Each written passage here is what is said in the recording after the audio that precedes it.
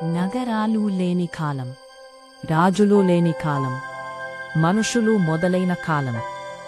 ఈ కాలాన్ని ప్రీహిస్టరీ అంటారు, అంటే రాయడం ముందున్న కాలం.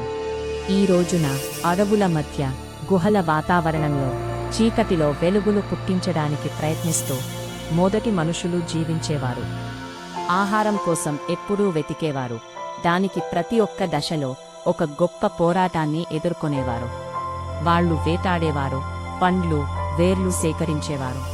కాని జీవితం సులభం కాదు. అడవి జంతువులు, అల్లరులు, వాతావరణం, ఇలా ప్రతి దాన్ని ఎదుర్కొనే పోరాటం ఉంది.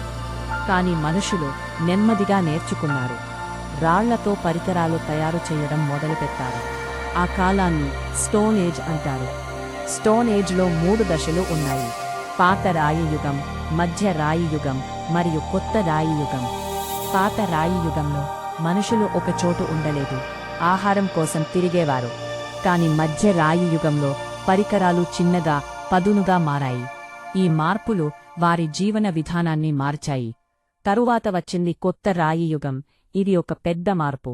మనుషులు వ్యవసాయం నేర్చుకున్నారు, పంటలు పండించారు, జంతువులను పెంచుకున్నారు.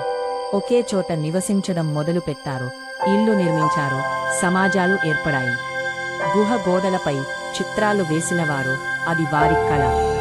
వేట నుండి వ్యవసాయానికి మనిషి జీవితం మారిపోయింది.